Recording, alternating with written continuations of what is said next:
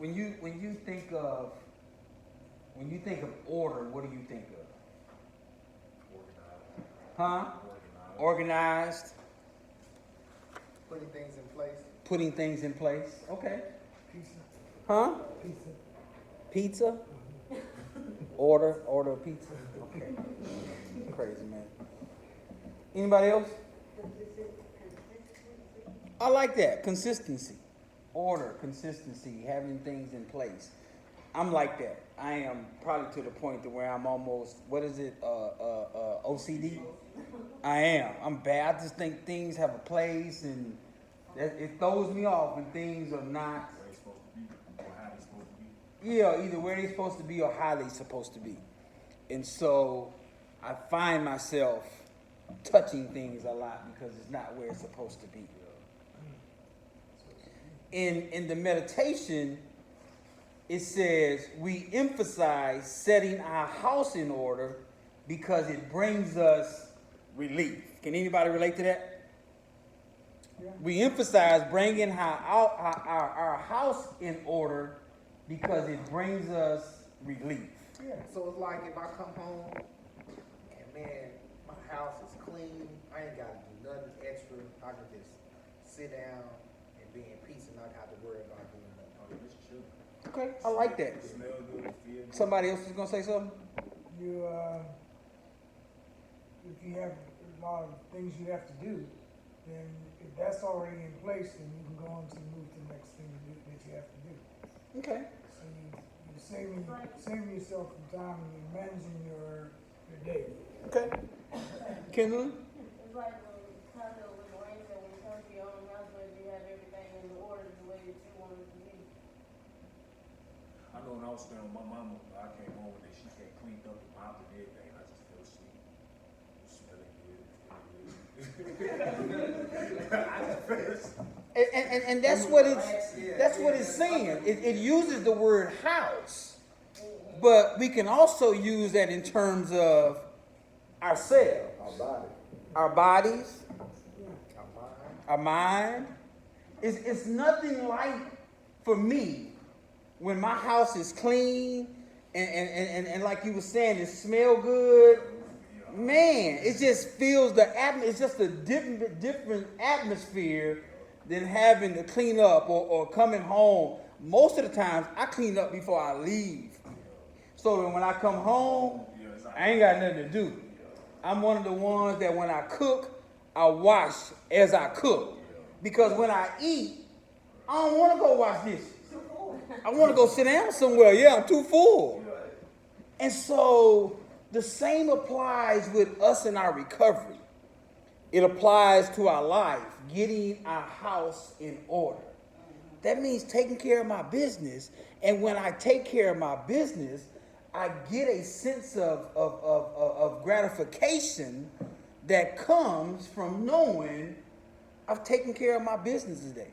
And it gives me a sense, what it's saying, it gives me a sense of relief, and it gives me a sense of freedom. Yeah. It put me in mind of what you was talking about tonight, Matthew 12:43, giving your house in the heart. And when the spirit left, he came back and found the house clean. Mm-hmm. And then he said, this house is clean, I'm gonna get my brothers to come back with some more, seven more spirit. You know, so. It says focusing on what others are doing can provide momentary relief from having to take a look at ourselves. There you go. That's what Let me read that again. Focusing on what others are doing can provide momentary relief from having to take a look at ourselves. So page 295, person. What does that mean? What are they talking about? That means if I'm too busy, taking care of children, taking care of children every day, focusing on them, especially what's going on right now, homework, then getting them ready. I don't have time to. Well, it kind of takes away from the time of looking at myself. Okay. Spending time with myself. Okay. Let's go a little deeper. Like if I'm worried about what you got going, Okay. I ain't really worried about what I got going, basically. Yeah. Somebody get it. Come on. Focusing on what others are doing, like when Shorty was at the house, she just got on my nerves. And that's, I would be worried about her stuff instead of worried about me. Like, she'd be like, why aren't you speaking when you get, well, why the hell do I gotta speak to you? Yeah, Nico, you have to speak when you come in the house, common sense. But when she say something to me, I'm like, shut up, I don't want to speak to you if I walk in the house, like. How about this? I got stuff going on. And rather than look at me and deal with my stuff, if your stuff even seems just a little worse than mine, then I can focus on your stuff and I don't have to look at my own. And many times in recovery, we start to compare ourselves to the next person. Well, I only smoke weed, I don't smoke crack, so I ain't as bad as this person. You follow me? I got this, so I'm a little better than this person. And we're forgetting the whole focus is to work on us, and we're comparing ourselves and looking to someone else and taking the focus off ourselves. We do it a lot. When we get in trouble, we totally forget what we did wrong, and we quick to point out what someone else did wrong. Well, so-and-so did so-and-so. Well, we ain't talking about so-and-so. We talking about you. And that's how, for that moment, for that time, we take the focus off of us and we start to focus on other people. I'm not saying that we shouldn't watch out for other people. We shouldn't hold other people accountable. We shouldn't call people out. I ain't saying that. All I'm saying is, don't allow that to be the reason you don't work on you. You know, in the NA text or A text, it says, my only job is to make sure that my side of the street is clean. You follow me? Yeah. I need to make sure that I'm doing everything that I am supposed to do. Yeah. You know, in the last page, I think 164 of the AA book, it says, surely I can't transmit something I don't have. And so I got to work on me. Don't get me wrong. I ain't saying we don't hold people accountable. We don't call people out. But don't allow that to be the reason why you don't work on you. Check this out. It says, but one of the secrets of success in Narcotics Anonymous is making sure our own house is in order. That's the selfish part of the program. Remember, there's a selfish part of the program and there's a selfless part of the program, right? The selfish part of the program makes sure my house in order. Everybody going to the strip club, everybody whatever. Okay, y'all go ahead on. I ain't going. Mm-hmm. You know, I'm clean my side of the street. Everybody sneaking out. Everybody, you know, using somebody's cell phone they ain't supposed to have and all that old kind of stuff. You got to be the one to say, I ain't doing it. You got to be the one that sometimes in recovery that you have to stand alone. You know? And so sometimes recovery can be a lonely place when everybody is going in a different direction than you are. And we got to get to the point to where we stop allowing other people to dictate our temperature. You follow me? And you know, it's hard to do because we want to be liked. We want to fit in. We want to be a part of the in crowd. But hey, is it worth my recovery? Is it worth my sanity? Is it worth my peace? No, it's not. And so sometimes you got to stand alone. Sometimes you got to be the only one. When 4 or 5 brothers is doing what ain't right, you standing alone and saying, I ain't doing that. You know? This is what that is. Or take the chance of doing what they do and hoping you come out clean. He says, so what does setting our house in order mean anyway? It means we work the steps, allowing us to look at our role in our relationship with others. See that? you gotta learn to apply the steps, not only to my own recovery, but also to other people. How do I work step one on someone else?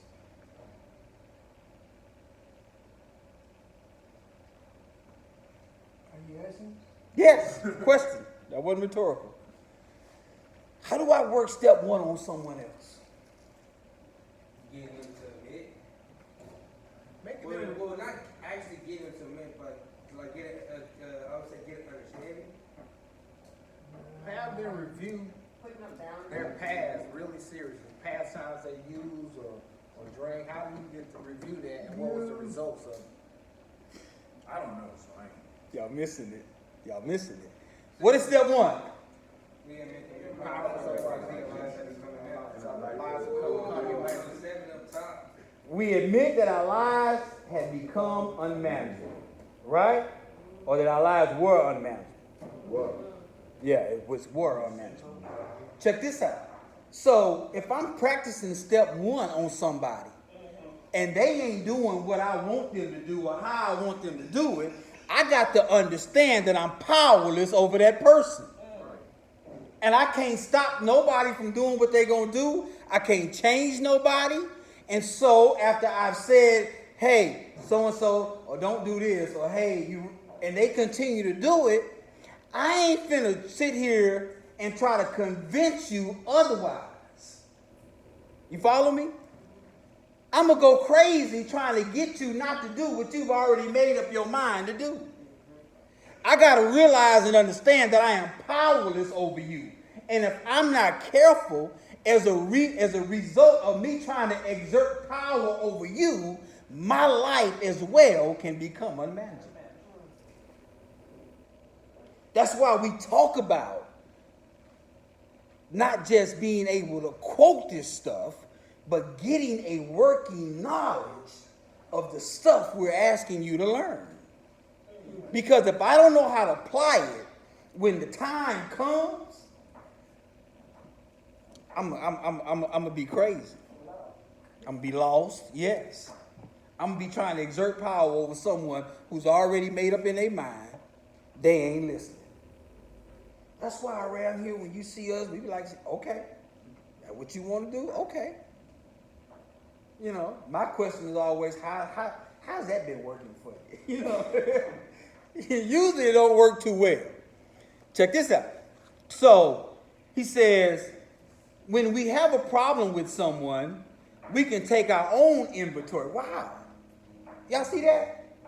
It didn't say when we have a problem with someone, we take their inventory.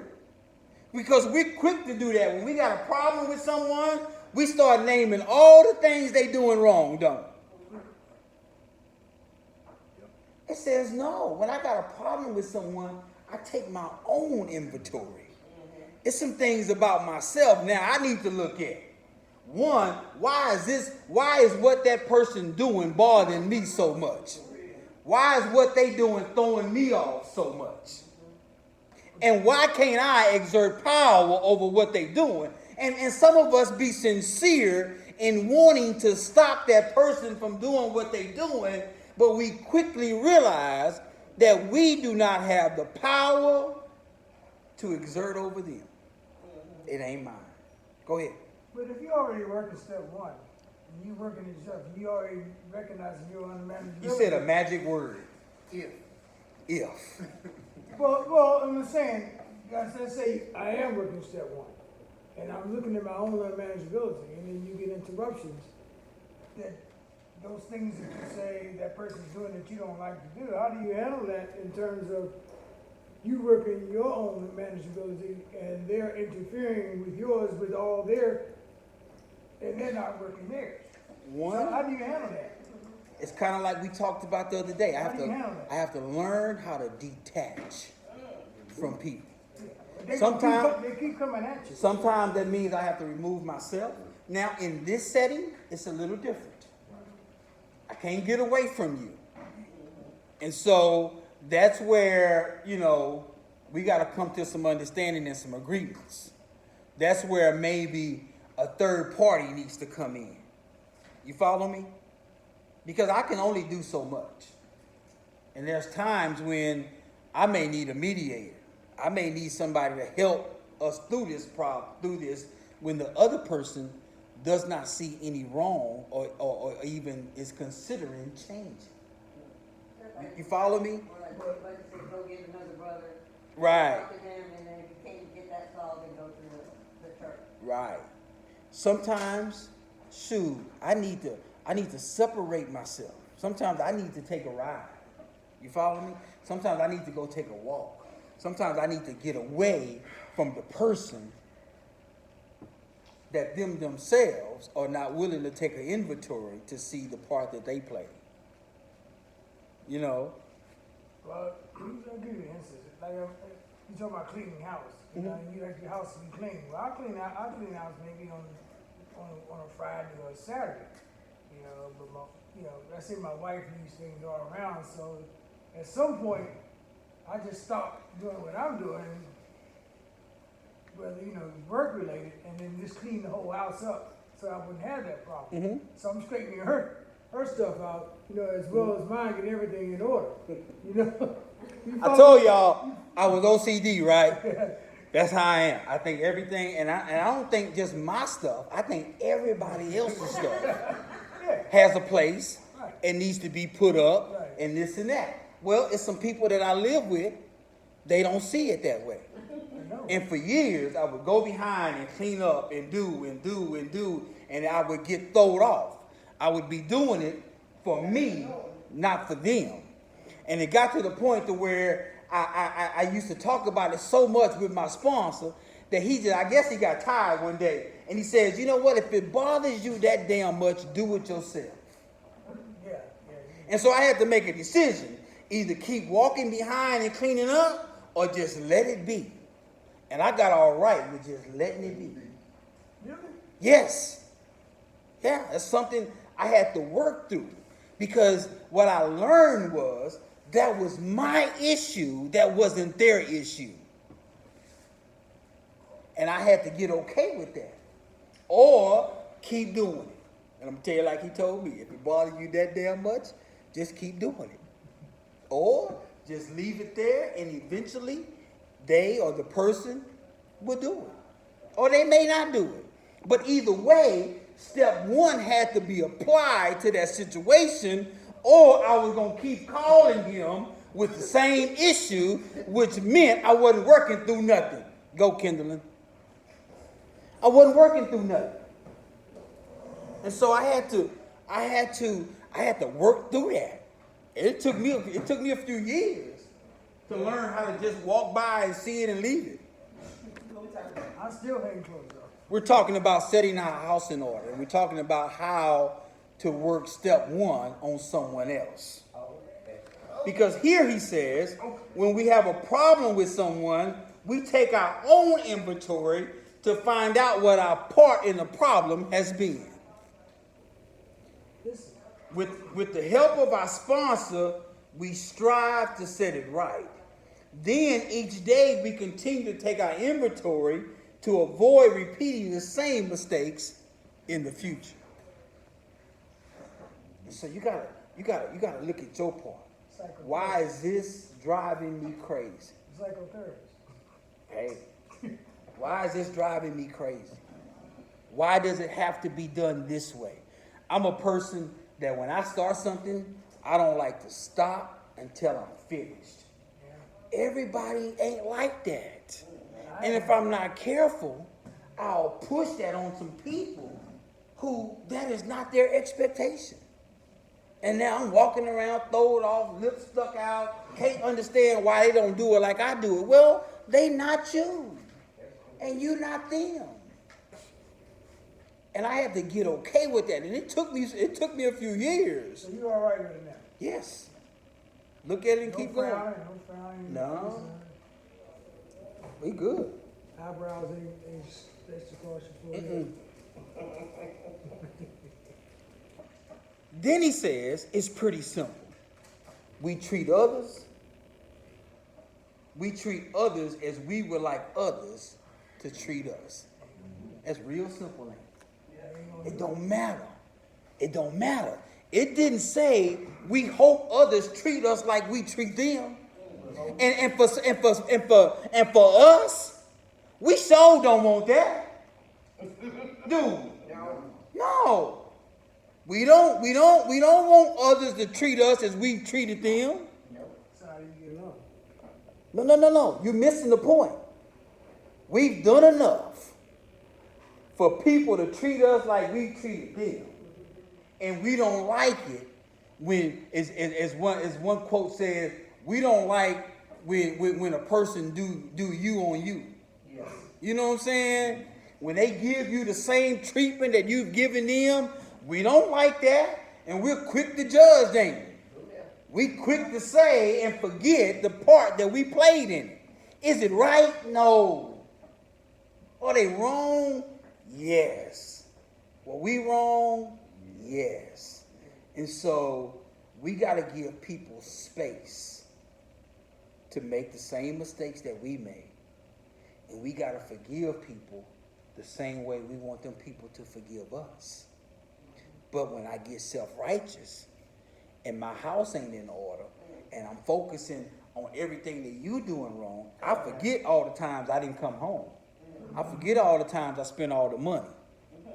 Cheated, lied, whatever that is for you. We don't want to bring that up. And we don't want to give the person that has now done us done us the same way we did them. We don't want to give them the same forgiveness that we would want. You follow me?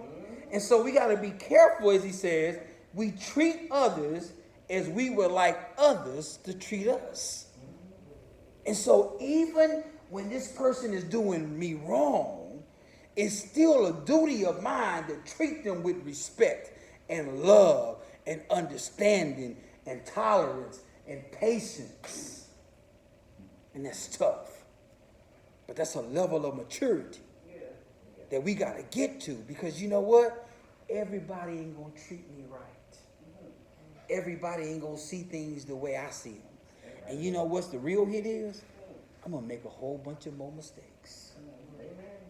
I'm going to hurt some people. I'm going to disappoint some people because I ain't perfect. Neither are you, neither are them. Check this out. So he says, y'all tell me what step this is. We promptly make amends when we owe them. We promptly make amends when we owe them. Ah, I like you. You got it. You beat all y'all. All y'all step workers and sit up there and talking about you can quote the stuff. She got y'all. That's one for the ladies. That's one for the ladies. Step 10 says what? Now can you quote it? Say it. You own it. People who we have more. I ain't asking you. I asked Kate. That's what way it was though. See how half we got here. No. Can we continue to take personal inventory? Oh, okay, yeah. We know you know. I'm looking at the So book. here we go. It says we did what? Continue to take personal Continue. That means just because I work step 4 don't mean that my inventory stops. My inventory continues every day. Sometimes, the literature says sometimes we have to take a daily self-inventory. When I find myself feeling a certain way, I got to ask myself, what's going on with me today? When I'm having a bad day, or, I got to take a self-inventory to see what's going on. Why is this person getting on my nerves today? Got to take a self-inventory to see what's going on. But he says we continue to take a personal inventory. And when we were wrong, promptly admit We promptly admitted it. That means right there on the spot, I got to be able to say, man, I was wrong. I'm sorry. I apologize. I forgive you. Something. And it says promptly because if I think about it long enough, I'm going to find a reason why I don't need to apologize.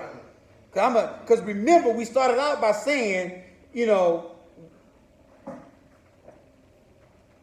Most of the time we look at someone else's issues before we look at our own.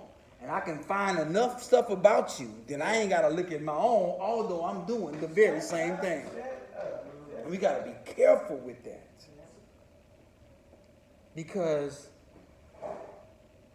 I'll be the one still sick. You know? And sometimes you got to let people be sick. So you just apologize for going through that process of looking at their stuff instead of yours. Huh? You apologize?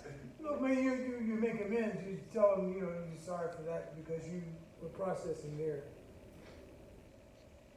This is what you're saying. You can say that. You can say, I do apologize because I was focusing on you and I forgot to look at me. Yeah. Because what we do is, remember, we start rattling off everything they did wrong. And now now it's a personal attack against them. Yeah. When the person I should be attacking is me. So that is a good one. You know what, babe, I apologize for bringing up all the stuff and not looking at me. Okay, I like that. And he says, we promptly make amends when we owe them. What I've also learned is everything that someone does to me is not my stuff.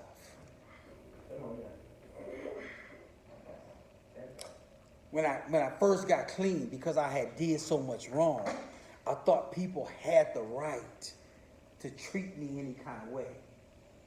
And I couldn't be mad about it. Whether you want to call it karma, they getting you back, they paying you back, and no, that ain't how that go.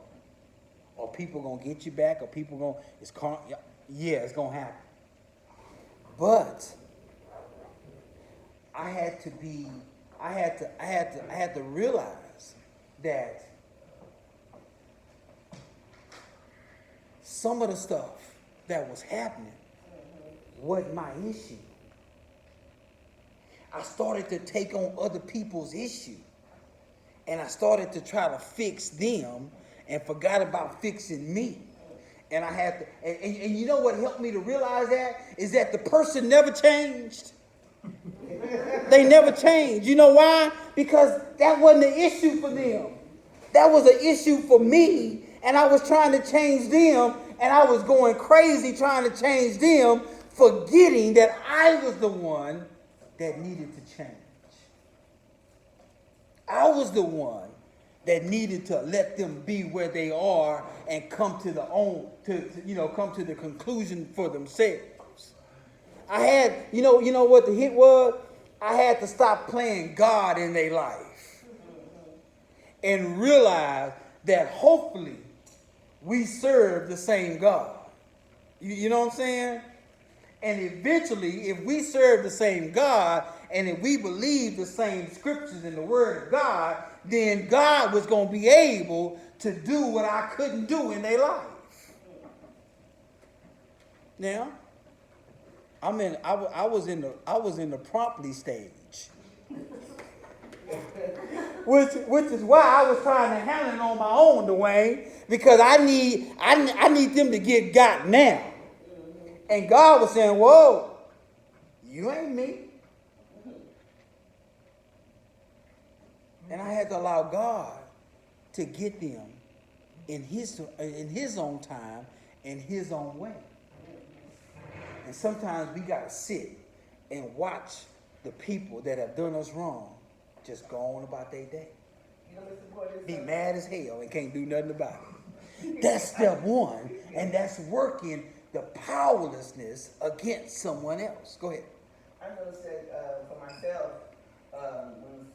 when I'm going through a situation like that, I have to stop and ask God to move me out the way, so I don't say the wrong thing, so I don't be out of line. Even if they're out of line, I have to stop and ask God to move me out the way so that I don't retaliate with something that's just as negative. Mm-hmm. And that helps me a lot. Okay.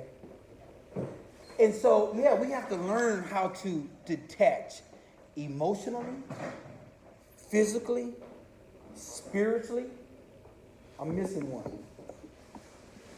Emotion. Mentally, sometimes we have to detach from other people and some things.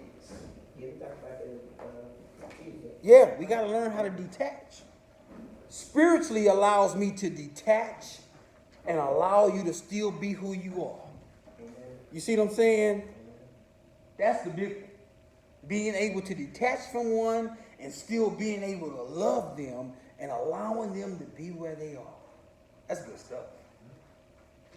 He says, and when we turn our lives over to the care of our higher power on a daily basis, not when I feel like it, not when I need him to get somebody, not when I need something from him, but daily, he says we can start to avoid running on the self-will so characteristic of our addiction.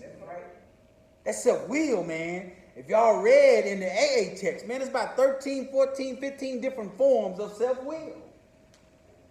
And we got to be careful that self-will, in the literature says, will run riot. Self-will, unchecked, will eventually run riot. You ever seen a riot? That's what it looks like in our life, in our head. We got a whole riot going on, and ain't nobody but one person. They running around looking for the killer, thinking there's 13 sharpshooters somewhere, it's only one. Me. We got to be careful that we don't allow riots to start in our head. Self-will will run riot if it goes unchecked. Next thing. He says, guided by a power that seeks the best of everyone, our relationships with others will surely improve. Did y'all miss the main thing in that? Yeah, explain every one time. There's he says, guided by a power that seeks the best for everyone, our relationships with others will surely improve. You got by that power, and we got that power, let that power guide us, and our relationships will improve. That's it. It has to be guided by God. You follow me? If God is not first, and if I ain't went to God and prayed about it, then in my going, it's probably not going to go well. It's all about you. That's right. It's probably not going to go well. So I got to make sure that it's being guided by God. That means I need to pray before I go. That means I need to pray for God not to so much change that person, but to change me. Because I don't have no control over that person, but I do have control over me. Just for the day, I will set my own house in order. That's where we need to start first. Today, I will examine my part. I told y'all other day I hate this program. I hate this stuff. Because ain't nowhere in here, even in this or the literature, does it give me the okay to blame somebody else. They done me wrong, but I got to set my house in order. I got to examine my part. Yeah. And then he says, if I owe an amend, I got to go make that. Promptly. Why can't they make the amend first? They were wrong. Promptly. You got to go promptly. They don't see that they did anything wrong. Because it ain't about them. It's about us. This thing is about me. And hopefully, the example that I set will help the other person to change. Not the judging, not the finger pointing, but sometimes just setting the example of treating others as I would want to be treated would move them, guided by God, to look at themselves. Some people, y'all, may never change. And we got to be okay with that. Some people may never see their faults. And we got to be okay with that. Some people may never acknowledge their wrongs. And we got to be okay with that. Some people may never apologize for what they did. And we got to be okay with that. Because remember, this thing is about me first. The selfish part of the program is I got to get my own house in order. And when I get my own house in order, then I can kind of go and guide you along the way. But until then, it's kind of like the blind leading the blind, ain't it? It's already crazy enough that two addicts get together and both are admitting I can't run my own life, but I'm going to help you run yours. That's crazy, ain't it? But for some reason, it says it goes without parallel. One addict helping another. That's because we understand each other. We know each other. We've been in some of the same places and predicaments. Whether we've done the same thing or not, we felt some of the same things. And so, set my own house in order, examine the part I played, and the problems in my life, and if I owe amends, I will make them. And that's how we do this thing. Getting our own house in order.